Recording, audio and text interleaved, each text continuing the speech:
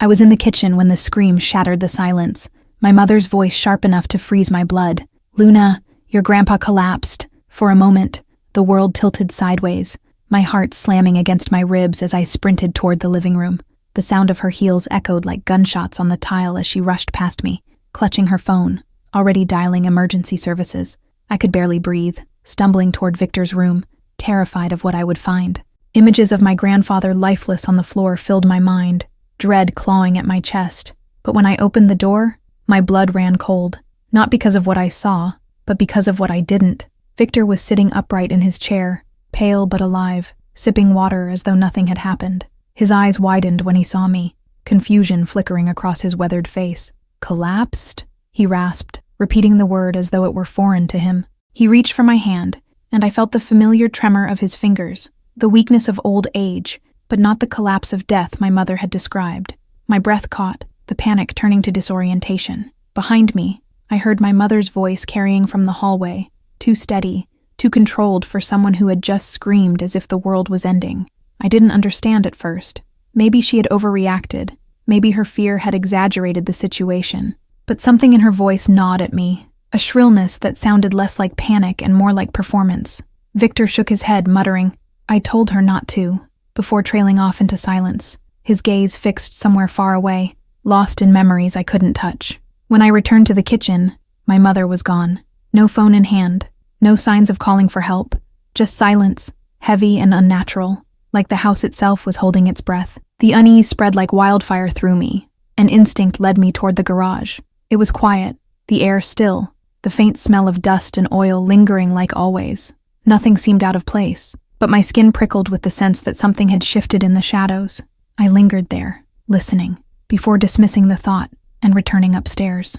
Hours later, when the house was finally dark and quiet, the unanswered questions burned too hot in my mind.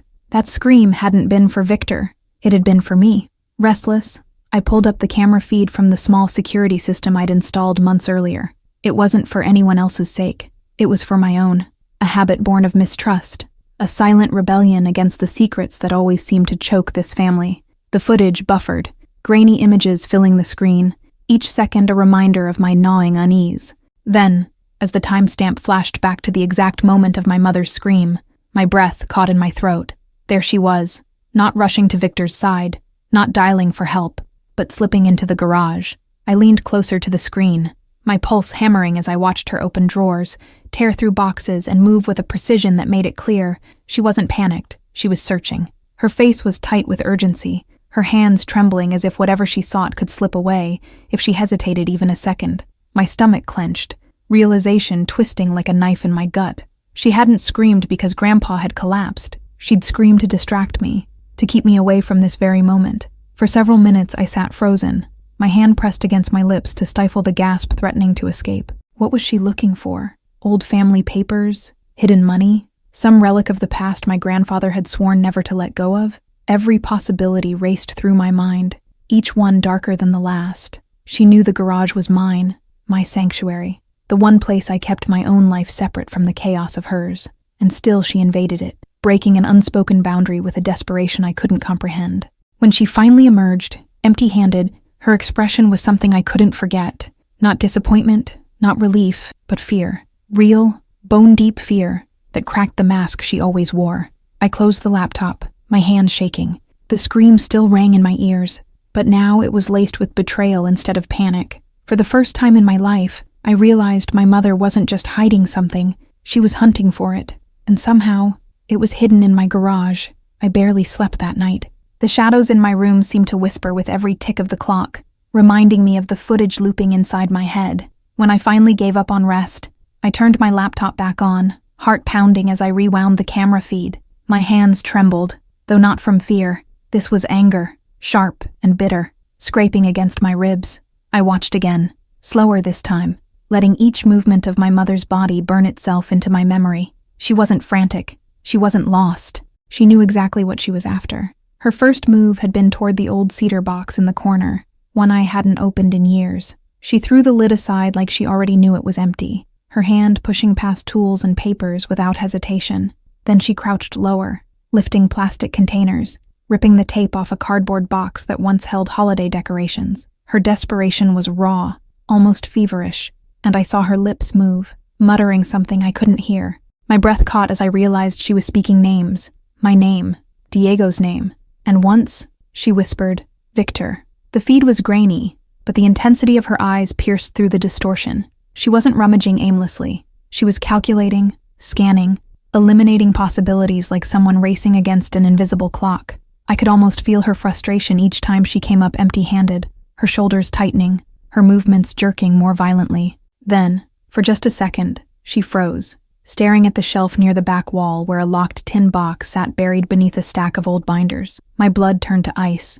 I knew exactly what was inside that box, and it wasn't hers to take. That tin box held fragments of my grandfather's past, scraps of paper I had sworn never to touch. I had found it years ago after moving into the house, tucked away in the attic with my grandmother's belongings. Receipts in foreign languages, letters with no return address, and a photograph of a young Victor standing beside men in suits I didn't recognize. The box reeked of secrets, so I had hidden it in the garage, sealing it away from curiosity, even my own. Seeing my mother reach for it in the footage was like watching someone claw into my chest.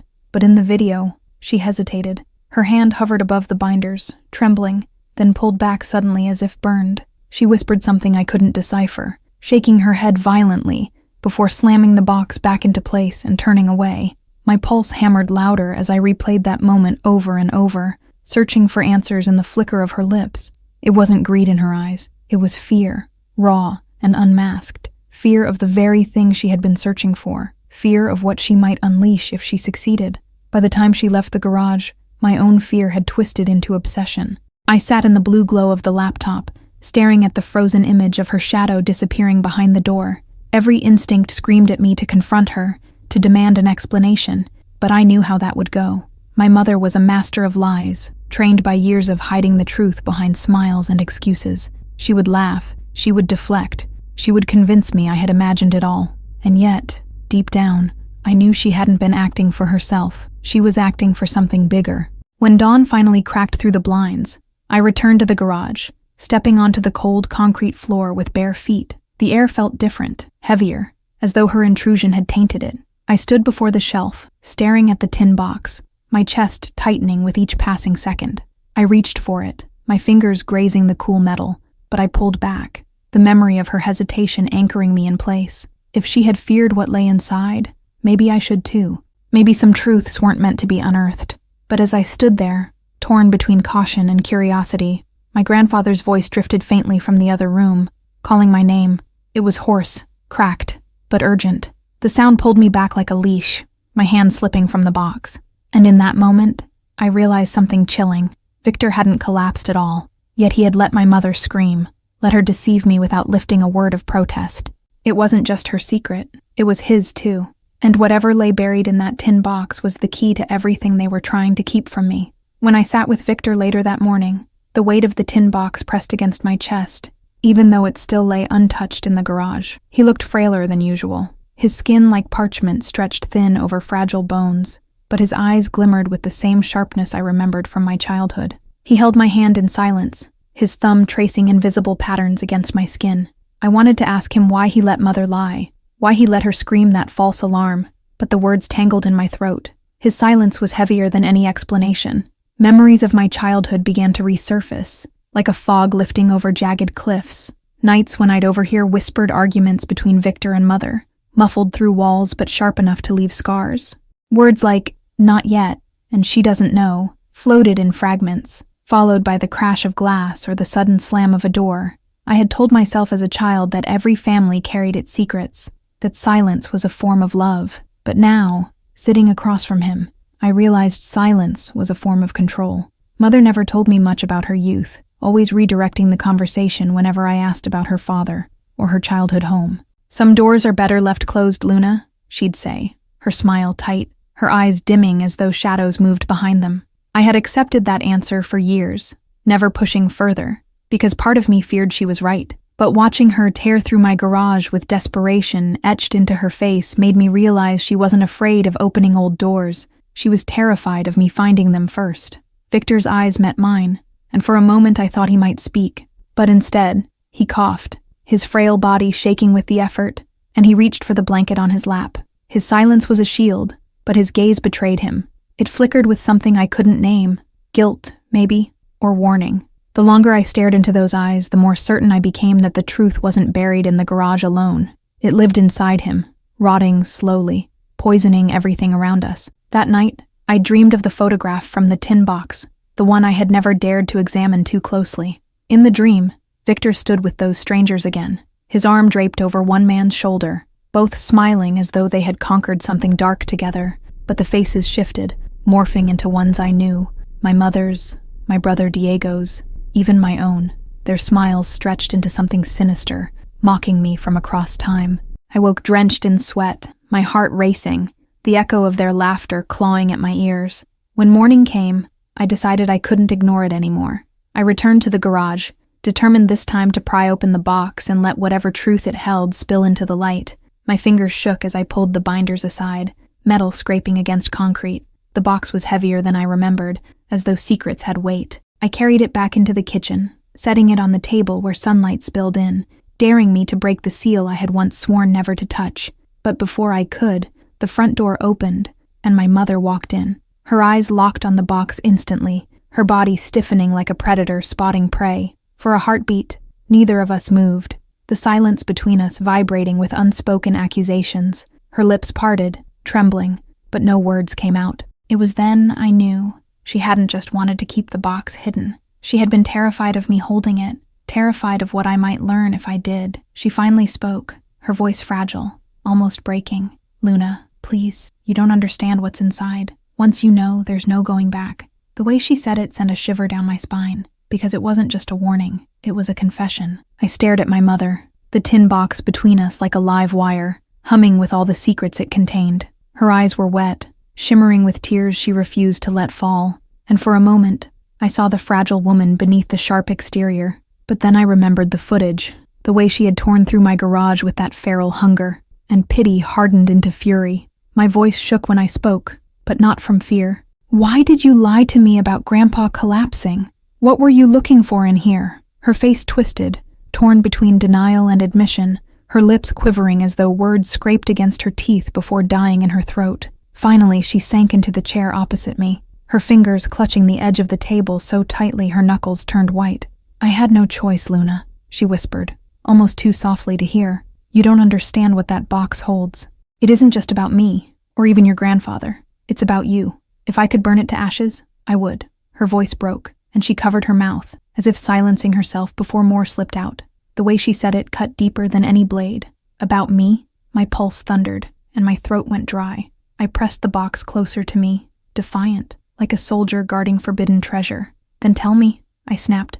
"What's inside? Tell me before I find out for myself." My voice cracked at the end, but it was sharp enough to draw blood. Mother's eyes darkened, and for the first time, she didn't look like the woman who raised me. She looked like a stranger. She reached across the table, her hand trembling as she tried to push the box away from me. "You think you want the truth, but you don't, Luna. It will destroy the image you've built of this family, of yourself. It destroyed me, and I've spent my entire life trying to keep it from touching you. Please." Her plea was raw, almost childlike, but behind it was desperation, the kind that only comes from being cornered. I didn't move the box. I couldn't. The silence between us stretched, thick and suffocating, until I couldn't bear it anymore. I snapped the latch on the box, the sound like thunder in the still air. Mother flinched, a gasp tearing from her lips, as though I had just unleashed something she had been holding back for decades. She reached for me again, her nails grazing my wrist, but I shoved her hand away, my heart pounding in my ears. "No more lies," I said, voice steady now. "Not after what you did in that garage. Not after everything." Her shoulders slumped, as though she had been defeated, and a sob finally escaped her lips. "He made me swear," she said, her voice cracking with every word. "Your grandfather. He made me swear to keep it hidden from you until he was gone. But I couldn't wait. I thought maybe if I found it first, I could keep you safe. I could rewrite the past before it swallowed you whole." The way she spoke of rewriting the past sent a chill crawling down my spine. What kind of past needed rewriting? I stared at her, searching for any flicker of truth in her eyes, but all I found was exhaustion and fear. My fingers trembled on the edge of the box, the weight of generations pressing down on me. "Safe from what?" I demanded, my voice low but sharp, every syllable cutting like glass. She didn't answer. Instead, She buried her face in her hands and shook her head violently, as though even speaking it aloud would make it real again. The silence that followed was louder than any confession. And in that silence, I realized something devastating.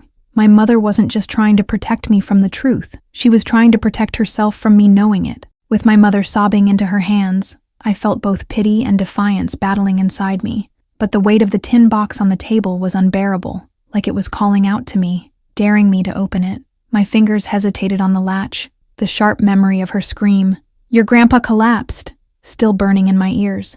I couldn't let her manipulation win again. So, with a breath that scraped my lungs raw, I lifted the lid. The faint smell of mildew and rust rose, carrying with it decades of silence. Inside lay a jumble of carefully stacked envelopes, a leather-bound journal, and a handful of photographs bound together by brittle string. My hands shook as I picked up the first photo. The black and white image showed a younger Victor, standing tall with two other men in military uniforms, their expressions sharp, almost menacing. At first glance, it was just an old picture, but something in Victor's eyes made my stomach churn. Pride, but also something darker, something I couldn't name. Mother looked up, her face pale as chalk when she saw what I held. "Please, Luna, stop," she begged, her voice raw.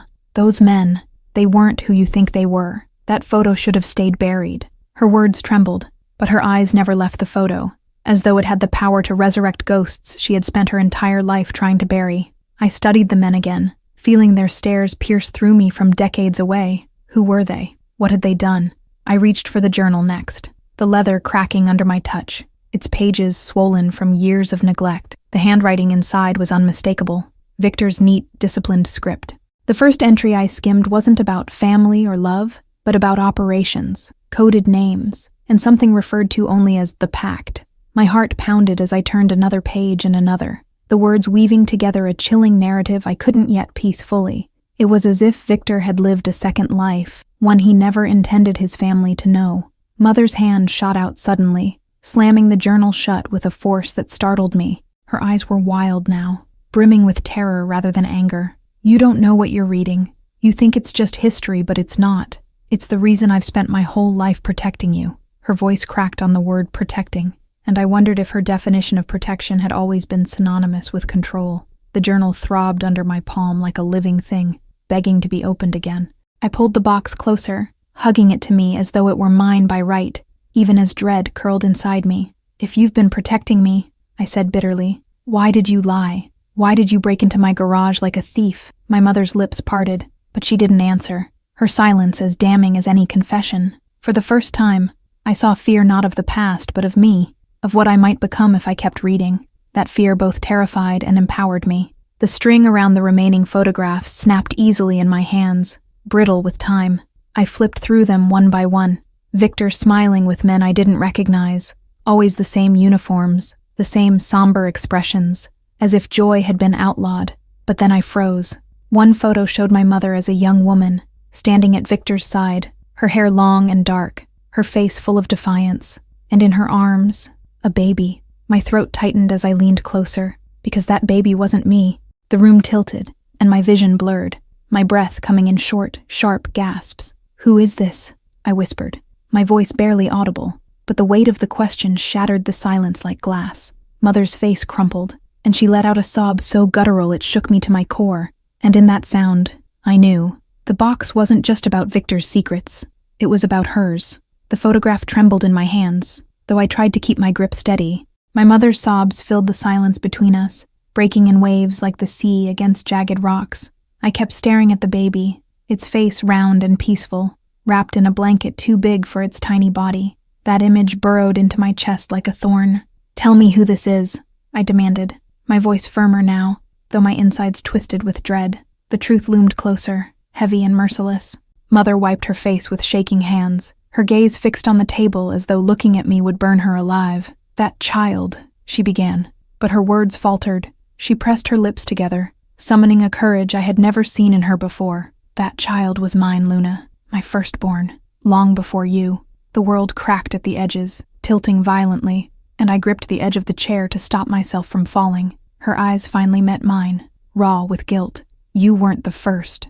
The revelation punched through me, leaving a hollow ache in my chest. My mother, the woman who preached sacrifice, discipline, and family above all else, had carried a secret so immense it changed everything I thought I knew. "You had another child?" I whispered, every syllable jagged. "Why didn't you ever tell me? Where is he? Or she?" My voice faltered on the last question, because even asking felt like stepping off a cliff into darkness. Her answer came out strangled, as though the truth itself was suffocating her. "He was taken from me. Your grandfather made sure of it." Her body shook as she gripped the armrest of her chair. I was young, reckless, and he thought the child would ruin everything he had built, his reputation, his plans. So he forced me to give him up, and he swore that if I ever tried to find him, he'd destroy us both. Her tears fell freely now, carving rivers down her face. I recoiled, horror slicing through me. The same man who raised me with stern affection, who once taught me how to ride a bike, had orchestrated something so brutal it sounded monstrous. Victor did this? My voice quivered, but anger pushed through the cracks. He tore his own grandchild away and forced you to live a lie? My mother's silence was the only confirmation I needed. My heart pounded so violently I thought it might split open. I couldn't look at her anymore.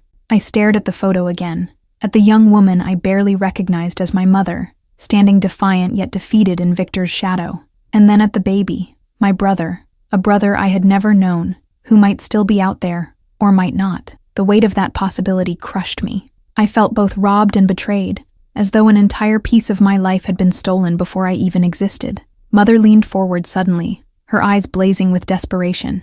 "Do you see now why I didn't want you to open the box? Why I screamed about your grandfather collapsing to keep you away? Once you dig into this, there's no turning back, Luna. You'll start looking for him, for answers, and you'll find nothing but pain. That's what Victor left us. Pain." Her voice cracked, but behind it was the steel of someone who had survived hell and still carried its scars. But her warning only ignited something wild in me.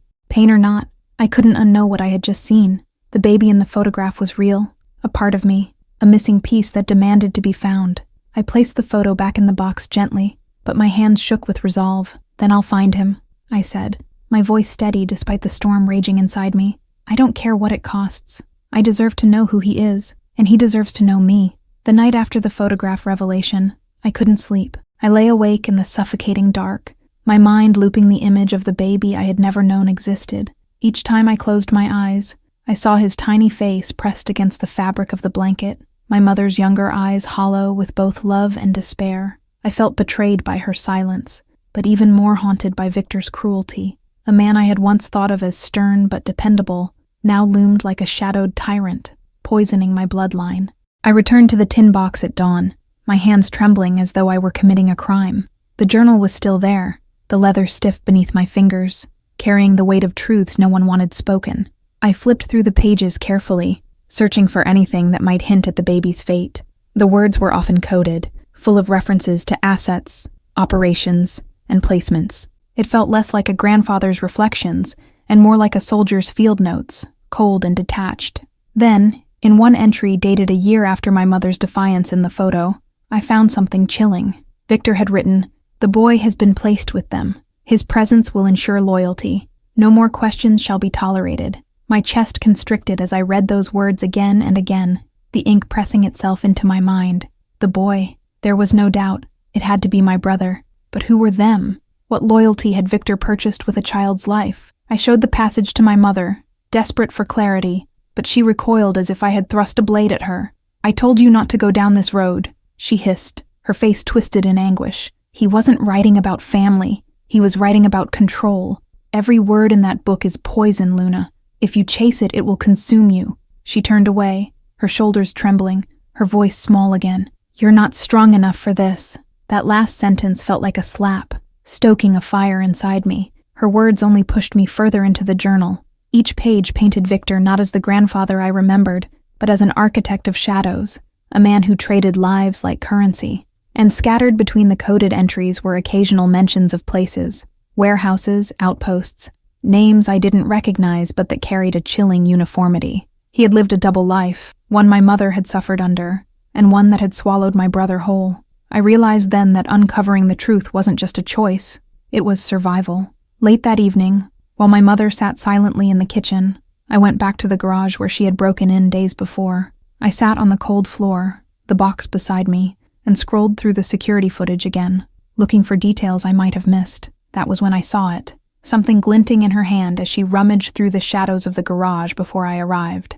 It wasn't the box she was after. It was a small brass key she tucked into her pocket. My heart leapt, pounding in my ears. A key. A piece of this puzzle I hadn't realized was missing. She hadn't been looking for the box. She had been looking for something the box led to, and she had succeeded. My mind spiraled. What door, what lock, what vault could that key belong to? Why had she hidden it from me even after spilling her secret? It was clear she still wasn't telling me everything. The betrayal cut deeper with each new discovery. As I sat there in the dim light, holding the journal, the photo, and the knowledge of that key, one thing crystallized in my mind. If my mother was too afraid, or too complicit, to lead me to the truth, then I would follow the trail myself. I would find my brother, wherever he was, and I would tear down the legacy Victor had built from lies and silence, even if it destroyed me in the process. I didn't confront her immediately. For 2 days, I carried the weight of the discovery like a stone pressed against my chest, heavy and suffocating. Every time I saw her moving through the house, her eyes avoiding mine, her steps quick and restless, I imagined the small brass key hidden somewhere in her possession, burning with secrets she had no intention of sharing. I told myself I was biding my time, gathering courage. In truth, I was afraid of what she might confess, and more afraid of what she might continue to hide. But on the third night, the silence between us became unbearable. She sat at the kitchen table, staring at a half-empty glass of wine as though it held all her answers. The overhead light painted her face in harsh lines, making her look older, more fragile than I had ever noticed before. My hands trembled as I set the journal on the table in front of her with a deliberate thud. She didn't flinch, but her knuckles tightened around the stem of the glass. "Where is it?" I asked, my voice low, strained. Her eyes flicked up at me, weary, guarded, and I realized she knew exactly what I was talking about. "The key," I pressed, my breath quickening. "I saw the footage, Mother. You weren't here for the box. You were here for that key. What does it open?" My words hung in the air like a threat, though all I wanted was the truth. She sighed, closing her eyes briefly, as though the act of speaking might summon demons from her past. "You shouldn't have seen that," she murmured, setting the glass down with careful precision. Her fingers tapped against the table in an anxious rhythm. "That key isn't yours, Luna. It was never meant for you." Her voice broke on the last word, and I felt anger flare hot inside me. "Not mine?" I snapped, slamming my palm against the table. The sound startled even me. "You've kept me in the dark my entire life, fed me scraps of half-truths, and now you expect me to believe I have no right to answers. That key could be the only thing standing between me and the brother you never let me know. And you're telling me it isn't mine?" The fury in my voice frightened me, but it was laced with desperation, and I couldn't stop. Her lips trembled as she shook her head. "You don't understand what you're asking," she whispered. "That key doesn't open a door to safety or family. It opens the past, a past that will eat you alive. It unlocks something Victor left behind, something he swore would never be found. If you pursue it, you won't just find your brother, you'll find the monsters that took him." Her voice cracked again, and tears spilled down her cheeks, glistening under the light. Her words pierced me, but I refused to let them break me. "Then let me face them," I said, my voice steadier now, each word a blade carving through the silence. "I'm not a child anymore, and I won't live under the weight of his sins. You may have chosen silence, but I won't. If that key holds the truth, I need it. I deserve it." I leaned closer, my heart pounding so loudly I could barely hear myself. "And if you love me, if you ever loved me, you'll give it to me." For a long moment she just stared at me, her face contorted with anguish. Her breathing came in ragged gasps, and I thought she might refuse, that she would cling to her secrets until they rotted her from the inside. But then she reached slowly into the pocket of her cardigan, her hand trembling as it closed around something. When she pulled it out, the brass key glinted in the light, small but impossibly heavy in meaning. She placed it on the table between us, her shoulders slumping as though surrendering the last of her strength. I stared at it, hardly daring to breathe. My hand hovered above it, the metal almost humming with the weight of its significance. "What does it open?" I asked softly, afraid of her answer. She shook her head, covering her face with both hands, her sobs muffled but raw. "An old storage unit," she finally said, her voice muffled through her palms. "Your grandfather kept it for years, hidden under another name, another identity. I don't know what's inside. I was too afraid to look. But when he died, I thought if I destroyed the key, the past would die with him. I couldn't bring myself to do it." Her words spilled like a confession, each syllable carrying years of torment. The room seemed to shrink around me as her revelation sank in. A storage unit, a vault of secrets waiting to be uncovered, perhaps holding the final piece of the puzzle, my brother's fate. My hand finally closed around the key, the metal cool against my skin, and a shiver ran through me. I felt both exhilarated and terrified. This was no longer just about hidden photos or journal entries. This was real, tangible, a door I could unlock. I looked at her, the woman who had carried all of this alone for decades, and I felt a pang of something sharp and bittersweet. Pity, anger, love twisted into something unrecognizable. She had tried to protect me in her broken way, but protection built on lies was no protection at all. I realized then that we were both victims of Victor's legacy, bound by chains we hadn't chosen. But where she had chosen silence, I would choose action. Clutching the key tightly, I whispered, "I'm going there tomorrow." My voice left no room for argument. She opened her mouth to protest, but I raised a hand to stop her. No more secrets, no more warnings. If this destroys me, so be it. At least I'll fall knowing I tried to uncover the truth. My words were a vow, not just to her, but to myself. Her sobs quieted, replaced by a hollow stillness. She nodded slowly, as though conceding defeat, and whispered, "Then God help you, Luna, because once you open that door, you can never close it again." I turned away, the key clenched in my fist, my heart thundering with fear and anticipation. Tomorrow, everything would change. Tomorrow, I would face whatever my grandfather had buried. And for the first time in my life, I felt like I was walking toward the truth, not running from it. The morning came gray and heavy, as though the sky itself knew what I was about to uncover. I barely slept the night before, pacing my room until my legs ached, the brass key clenched in my palm like a talisman of both salvation and doom. My mother hadn't spoken another word after handing it to me. She lingered in the kitchen like a ghost, her silence a plea I refused to honor. I left without telling her, stuffing the key into my pocket and driving into the mist, each mile pulling me closer to the truth I had been denied my entire life. The address she had scribbled for me was scrawled on the back of an old envelope, faded ink, barely legible. It led me to a run-down part of town where warehouses slumped against each other like weary giants. The storage facility itself was unremarkable. Rows of metal doors, peeling paint, the faint smell of rust and oil hanging in the damp air. My stomach twisted as I parked, my eyes scanning the numbers until I found the one that matched the note. Unit 47. I stood there for several minutes, staring at the lock, my breath fogging in the cold. It felt like standing at the edge of a grave I wasn't ready to look into. The brass key slid into the padlock with unsettling ease, as though it had been waiting for me all these years. My hands shook as I turned it, the metal clicking open with a sharp finality that echoed in my chest. I pushed the door upward, the screech of metal on metal grating against my nerves. Dust swirled in the shaft of light that spilled inside, illuminating the outlines of boxes, crates, and something covered in a stained canvas tarp. The air was stale, tinged with mildew, but beneath it lingered something darker, a faint metallic tang, like old blood. I hesitated at the threshold, my heart hammering as memories of Victor flooded back. His cold eyes, his rigid posture, the way he demanded silence at the dinner table. Every instinct screamed at me to shut the door and walk away, to let the past rot where it lay. But then I remembered the baby's photograph, the journal entries, the hollow ache of a brother stolen from me before I could even know his name.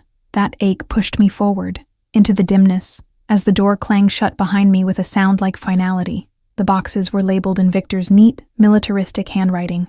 1979, assets, 1982, contacts, 1984, operations. My fingers trembled as I traced the ink, feeling the chill of history seeping into me. I opened one at random, prying back the flaps to reveal stacks of files, each filled with photographs, names, and coded notes. Faces of strangers stared up at me. Men, women, even children. Some had addresses scrawled across the margins. Others had red X's slashed over them in ink that looked far too much like dried blood. My skin crawled as I flipped through them, realizing this was no family archive. It was a ledger of lives Victor had controlled, traded, perhaps destroyed. I shoved the box away, bile rising in my throat, and turned to the tarp-draped object in the corner. My hands hesitated before yanking it free, and when I did, I stumbled backward, choking on a gasp.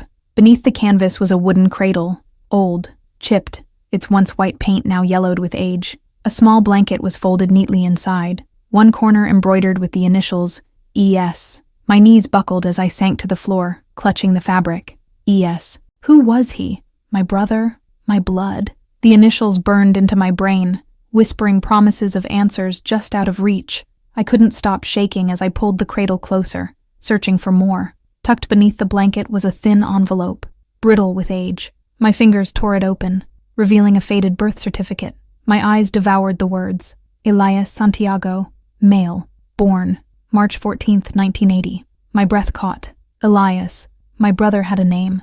Tears blurred my vision as I pressed the paper to my chest, sobs tearing through me. For the first time, he was real. No longer a ghost hidden in photographs and cryptic journal entries. He was flesh, blood, a person stolen from me. But the relief of finding him was poisoned almost immediately by dread. The certificate was stamped with an official seal, but the parent names were smudged, altered, as if deliberately obscured. And at the bottom, in Victor's handwriting, was a note, placed, secure, loyalty assured. My stomach turned as I pieced it together. Elias hadn't been lost. He had been placed, traded away like a pawn in Victor's cruel game of control. My fists clenched around the fragile paper, rage boiling inside me, until I thought it would consume me whole. I forced myself to search further, pulling open more crates, rifling through files and folders. The deeper I dug, the darker it became. There were letters of correspondence between Victor and faceless figures identified only by initials, discussing exchanges and placements with chilling detachment. Money moved through shell accounts. Names vanished from records. It wasn't just Elias. Dozens of children were listed, coded under phrases like assurance assets and long-term loyalty programs. My hands shook violently as I realized what this meant. Victor hadn't just stolen my brother. He had orchestrated an entire network, a web of children used as bargaining chips to bind families into silence and servitude. The air in the unit grew thicker, suffocating. I stumbled backward, clutching Elias's certificate, the truth pressing down on me until I could barely breathe. My grandfather hadn't been a man of stern principles and strict rules. He had been a trafficker of lives, a puppeteer pulling strings with flesh and blood. And my mother had known enough to live in fear, but not enough, or not willing enough, to tell me the whole truth. I felt sick, hollow, as if the ground beneath me had given way. I staggered out into the daylight, gasping for air, the certificate still clutched in my hand. The sun felt wrong against my skin, too bright, too alive for the darkness I had just uncovered. My vision blurred with tears and fury, the world spinning around me. Elias was out there somewhere, alive, dead, I didn't know. But he was more than a shadow now. He was my brother, and I swore to the sky, to Victor's ghost, to the trembling woman who was my mother, that I would not stop until I found him. For the first time in my life, I felt the enormity of the war I had stepped into. It wasn't just about family secrets anymore. It was about dismantling a legacy built on stolen lives. And as terrifying as it was, I knew this. I was the only one left to fight it. When I pulled into the driveway, the weight of the storage unit still clung to my body like chains. My hands gripped Elias's birth certificate so tightly it crumpled at the edges, sweat soaking into the fragile paper. The house loomed in front of me, familiar yet suddenly monstrous, every window a darkened eye watching me approach. I thought of my mother inside, waiting in her silence, clutching her secrets as if they were lifelines. But I was no longer a child begging for crumbs of truth. I was a storm walking through the door, and I would tear every wall down until nothing was left hidden. She was in the kitchen, as always, her back to me, staring out the window over the sink as though the world beyond it offered an escape. The smell of coffee lingered faintly, but the pot sat untouched, cold. For a moment I just stood there, watching her fragile frame, the tension in her shoulders, the way her hands trembled against the counter. Then I placed the certificate on the table with a sound sharper than a slap. "Elias," I said, my voice cracking and strong all at once. She flinched but didn't turn, her fingers tightening until her knuckles whitened. The silence between us stretched unbearably until finally she spoke, her voice low, nearly breaking. "You shouldn't have gone there." Still she didn't look at me. I stepped closer, my rage and heartbreak colliding. "He's my brother, isn't he? Elias Santiago. You let Victor take him, trade him, like one of his damned bargaining chips." My words shook the air, and she finally turned, her face pale and hollowed by years of guilt. Tears brimmed in her eyes as she whispered, "I thought it would save you." The answer splintered inside me. Save me? From what? The question roared in my chest, but she was already unraveling. Her legs gave way as she sank into the chair, burying her face in her hands. "Victor wasn't just strict," she murmured through muffled sobs. "He was building something, controlling families by holding their children. And when Elias was born, I fought him. I swore I wouldn't let him take my son. But he told me, if I resisted, he'd take you instead. I had no choice. I gave him Elias to keep you safe. The room tilted around me, nausea clawing at my stomach. Every breath hurt as her words wrapped around me like barbed wire. My life, my safety, had been purchased with the sacrifice of a brother I never knew. I wanted to scream, to curse her, to rage at the injustice, but I saw her trembling hands, the way her body bent under the weight of choices no one should ever face. She had been trapped in Victor's web as much as Elias, her soul carved by his cruelty. Still, the truth seared me. My very existence had cost someone else theirs. I was both saved and cursed, carrying a life bought with another's chains, and yet beneath the grief burned another fire, determination. Then we'll find him, I said, my voice steadying. We'll undo what he did. We'll bring Elias home. But she shook her head violently, her eyes wide with terror. Luna, you don't understand. Victor didn't just hide him. He gave him to people who owed him everything, people who raised him in his shadow. If you find him now, he won't be the brother you imagine. He'll be Victor's heir. Her words crashed into me like a tidal wave. My heart clenched as I remembered the coded files, the names, the network. Elias had grown up in that darkness, molded by it, his childhood forged in chains. He wasn't just lost, he had been remade, and the cruelest twist was that I had been spared only to live in longing, while he had been spared nothing at all. The room spun as the final layer of truth sank in. My grandfather hadn't died with his secrets. He had left behind a legacy, a living weapon carved from my own blood.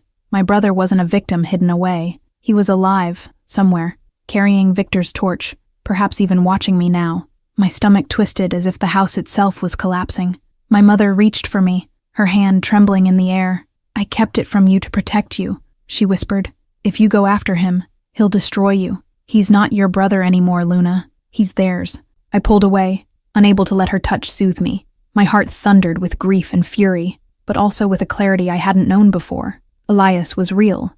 Elias was alive. And no matter what Victor had tried to make of him, no matter how poisoned his upbringing, he was mine, my brother, my blood. The silence of decades shattered inside me, replaced by a vow that burned hotter than fear. Then let him try, I said, my voice ablade, because I'm done hiding. If he's Victor's heir, then I'll be his ruin. I walked out of the kitchen, the certificate still in my hand, my mother's sobs echoing behind me. The house seemed smaller as I left, the walls suffocating, the air thick with ghosts. But inside me, for the first time, there was something unbreakable. I had been forged by betrayal, by silence, by the theft of a brother's life. And now, I would rise from it. The war wasn't over. It had only just begun. I've replayed that night 1,000 times in my mind. The way the kitchen light flickered above my mother's bent figure, her sobs muffled against trembling hands, the silence that followed my footsteps as I left. It lingers inside me like smoke after a fire. Impossible to breathe, but just as impossible to clear. I thought walking out would feel like liberation, but it didn't. The air outside was heavy, my chest tight, as if the weight of all those secrets had simply settled deeper into my bones. For days afterward, I drifted like a ghost through my own home. Every creak of the floorboards reminded me of Victor's journal. Every shadow whispered Elias's name. The walls seemed to breathe with truths I could no longer ignore, truths that stained every memory I once held dear. I found myself staring at old photographs, tracing my mother's younger smile, wondering how much pain hid behind it, wondering if she ever looked at me and saw the price she had paid. And in my own reflection, I saw both of them, my grandfather's coldness in my eyes, my mother's fear in the set of my jaw. Sometimes I think about Elias more than I should. I imagine the years stolen from us, the birthdays I celebrated while he was hidden away, the first steps I took while his were guided by hands that taught him to bow to shadows. Did he ever wonder about me? Did he sense a missing piece in himself, the way I had always felt something unnameable tugging at me from the dark? Or did Victor succeed in burying me entirely from his mind, weaving loyalty so tightly around him that there was no room for longing? Those thoughts gnaw at me in the quiet hours of the night, when sleep slips away and I'm left staring into the abyss. And then there are the cameras, my cameras, the same ones that first betrayed my mother's secret to me. I still watch them, obsessively, as though the flicker of static might suddenly give me Elias's face. I know it's madness, but part of me clings to the belief that if he is out there, molded in Victor's image, then perhaps he will come looking for me. The thought chills me and keeps me alive at once, because if he does come, I will be ready. Not as the sister he never knew, but as the woman who refuses to let Victor's legacy be written in silence. My mother hardly leaves her room anymore. Some days I hear her weeping softly, Other days there is nothing but silence, which is worse. She lives in her memories, drowning in the choices she made. And though part of me still aches to comfort her, I cannot forget that she withheld the truth until it was too late. She was both a victim and an accomplice, chained by fear, but she chose which child to save and which to surrender.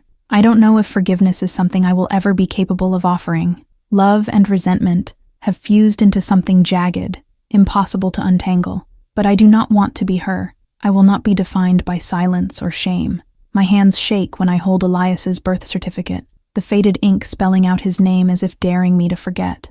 I carry it with me like a talisman, both wound and weapon. It reminds me of the brother I never met, of the life he was forced into, of the fire I must keep alive. If he truly has become Victor's heir, then I must stand as his opposition. Blood does not absolve blood, but perhaps it can transform it. Perhaps in facing him, I can face the darkness within myself too. There are moments, though, when I am afraid. Afraid that when I find him, I won't see a brother at all, but a stranger who carries my face twisted into something unrecognizable. Afraid that he won't want saving, that he'll look at me with Victor's cold eyes and see only an enemy. And yet, I know that running from that possibility would mean surrendering to the same silence that destroyed my family. Even if he hates me, even if he tries to break me, I must face him, because only then will I know who I truly am, the daughter of shadows, or the woman who learned to burn them away. So I move forward with one truth carved deep into my soul. Silence is no longer an option. Secrets may have stolen my childhood, fractured my family, and shackled my brother, but they will not write the rest of my story. I will dig, I will search, I will follow the threads Victor left scattered through his cruel empire until they lead me to Elias. And when I stand before him, whether he welcomes me or raises a blade, I will no longer be the girl who hid behind unanswered questions. I will be Luna, the sister who came for him, and the storm that will decide if blood binds or breaks. And so, I wait, I watch, I plan. The shadows are thick, but I'm learning to walk within them. My mother once told me I wasn't strong enough, but she was wrong. Strength doesn't come from silence. It comes from the courage to speak, to act, to fight. Elias, wherever you are, whatever you have become, I am coming for you. Not to save the child you were, but to confront the man you are. Because in the end, the only way to break Victor's chains is to face the heir he left behind. And that, I swear, will be my purpose, my war, my truth. If my story gripped you, if you felt the weight of my secrets and the fire of my resolve, then stay with me. There is more to uncover, more truths buried in the dark, and I don't want you to miss what comes next. Subscribe to the channel, share this journey, and keep walking with me into the shadows, because the story is only just beginning.